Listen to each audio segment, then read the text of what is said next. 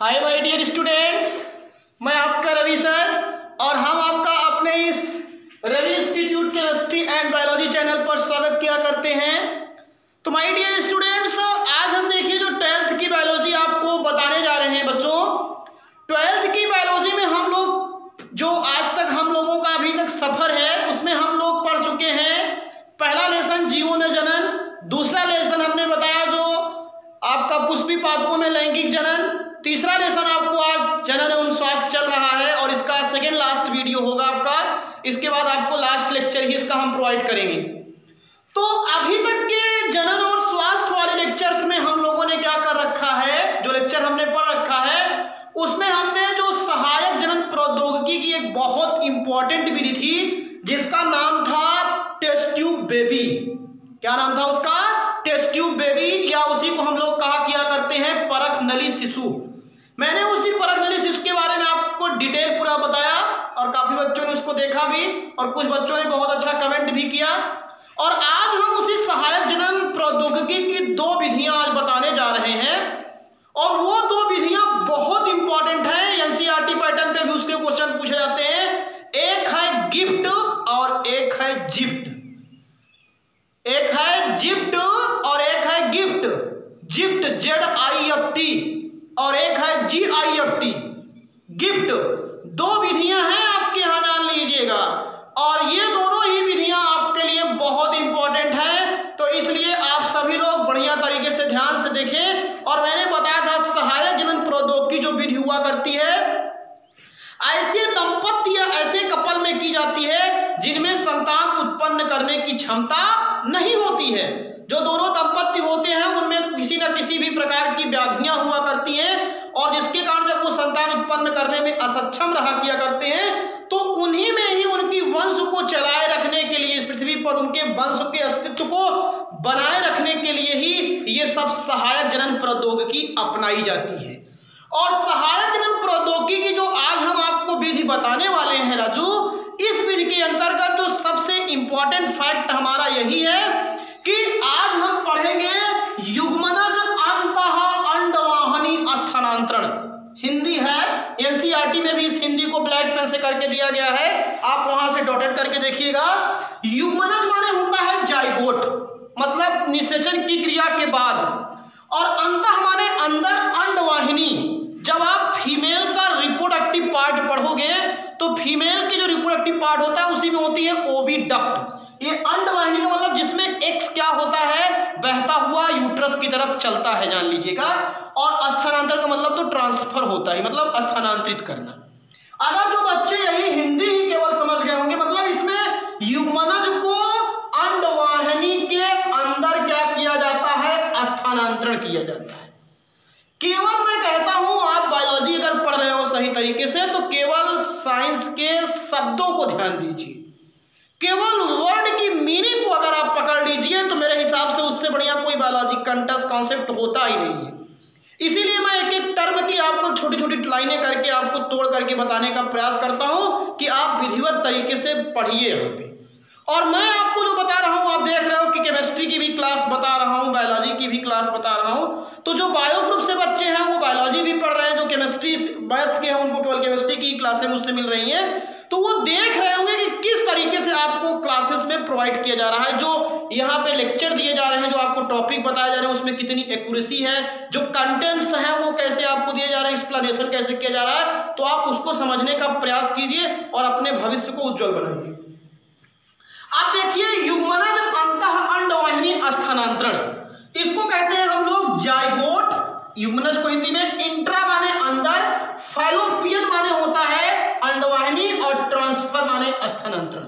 Hindi medium के बच्चों के लिए तो स्पेशली होता है खास तौर से, लेकिन आपको इसलिए बता रहा हूं ताकि आप भी समझिए इसको पहले।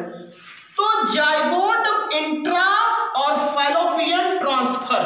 अब जाइगोट को युग्मनज कहते हैं तो यहां पे हो गया ZIFT। अब बच्चों को कंफ्यूजन नहीं रहना चाहिए, zygote intra fallopian transfer, zygote intra fallopian transfer, zygote intra fallopian transfer.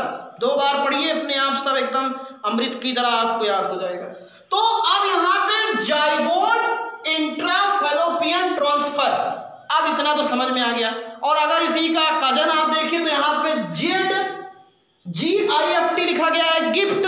अब ये गिफ्ट क्या है? वैसे दिया जाता है, ये जानते हो सब लोग कि किसी शुभ अवसर या मौके पर गिफ्ट दिया जाता है, इसमें भी वही है, गिफ्ट किया जाता है। और अभी देखेंगे आप कैसे, मैं बता रहा हूं गिफ्ट किया जाता है।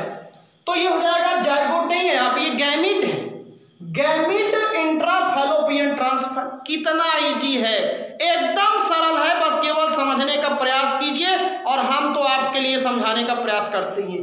तो ये क्या हो गया? Gamete intrafallopian transfer. और ये क्या हो गया आपका? ये जायगोट इंट्राफैलोपियन ट्रांसफर।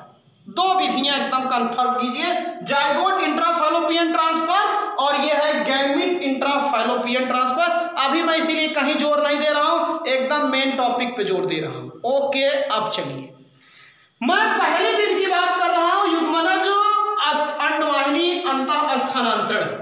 सुनिए, इस विधि में क्या हुआ करता है, ऐसी फीमेल्स में ये सब विधियां अपनाई जाती हैं कि जिनमें जो प्रेगनेंसी रिसीव करने का जो शुरुआती टाइम हुआ करता है, जैसे शुरुआत में प्रेगनेंसी जब फर्टिलाइजेशन होता है, निषेचन की क्रिया होती है, तो उसी में उनके वीकनेस हुआ करती है, उसी में कोई ना कोई प्रॉब्लम हुआ करती है। अब ऐसे किसी की ओविडक्ट क्या होती है, ओपन नहीं होती, जिसके कारण एक्स नहीं होता है, कुछ में एक्स रिलीज ही नहीं होते हैं। ऐसी ऐसी भी फीमेल होती है जिसमें आगे का मतलब यूट्रस पे जो होता है एम्ब्रियो का पूरा डेवलपमेंट हो सकता है, लेकिन उनमें एक्स ही नहीं बनता है।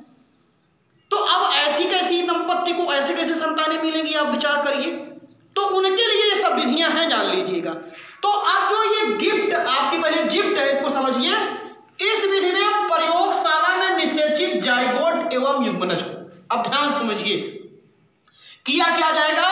जो दोनों दंपत्ति हैं, मेल और फीमेल, अब समझ लीजिए, मेल और फीमेल दोनों के आपको जो उनके स्पर्म होंगे, उनके ओवम्स होंगे, दोनों को निकाल लिया जाएगा। और निकालने के बाद क्या किया जाता है? उसको प्रयोगशाला में फर्टिलाइज किया जाता है।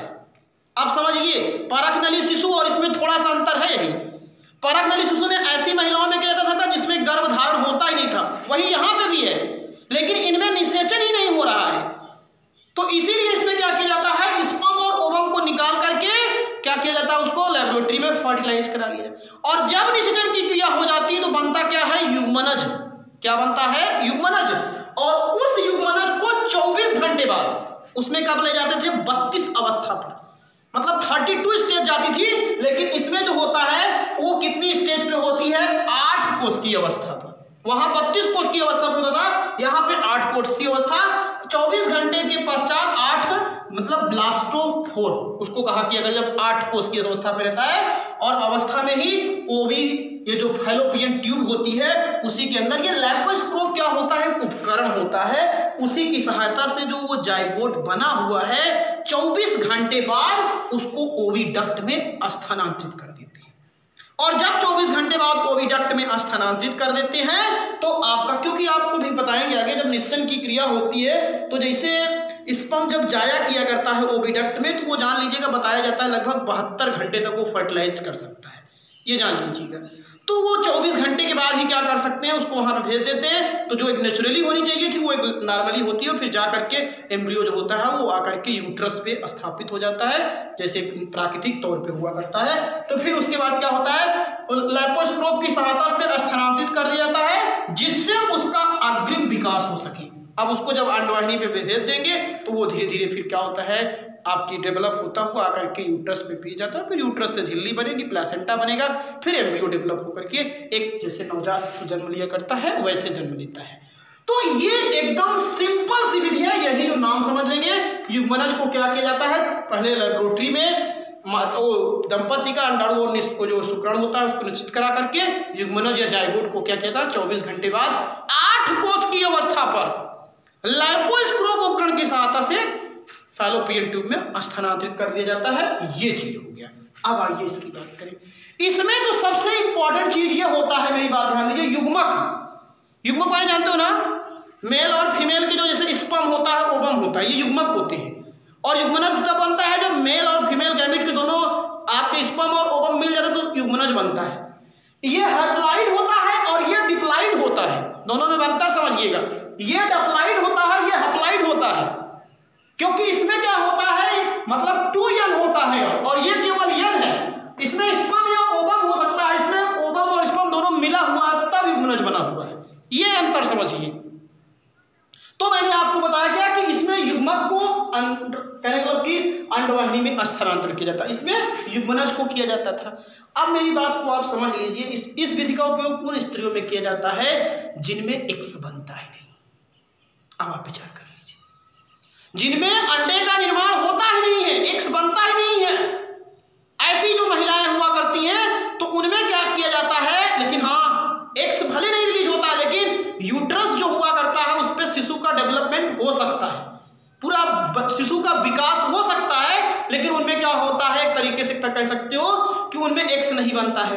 तो इसीलिए वो क्या किया करती है, किसी दूसरी फीमेल के एक्स को ग्रहण लेती हैं। वही है गिफ्ट, मतलब जब कोई दूसरी फीमेल का एक्स दिया जाए, उनको एक्स दिया जाता है वहां पे युग्मनज, इसलिए तो कहा गया है युग्मक अंडवाहिनी स्थानांतरण।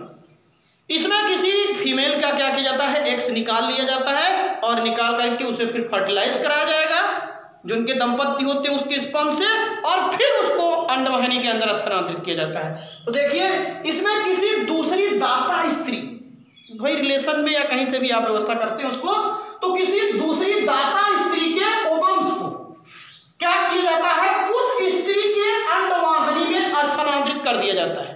अब आप विचार कर लीजिए, उनके एक्स बनते ही नहीं तो उनके एक्स को क्या किया जाएगा, उसके अंडवाहिनी के अंदर उसको स्थानांतरित कर दिया जाता है, क्योंकि यह विधि उन स्त्रियों में की जाती है जिनमें एक्स का निर्माण नहीं होता है, इनमें एक्स बनते ही नहीं है। और जब बनते ही नहीं तो फर्टिलाइजेशन कहां से होगा, जब फर्टिलाइजेशन नहीं तो जाइगोट कहां से बनेगा, और जब जाइगोट नहीं बनेगा तो भ्रूण नहीं बनेगा, जब भ्रूण नहीं बनेगा तो शिशु का विकास नहीं होगा, तो उनके वंश कहां चलेगा। विचार करिए, समझिए इस बात को। तो इसीलिए क्या किया जाता है, इनमें किसी दूसरी स्त्री का क्या कहता है, एक्स इनके वो भी फैलोपियन ट्यूब में स्थानांतरित कर दिया जाता है।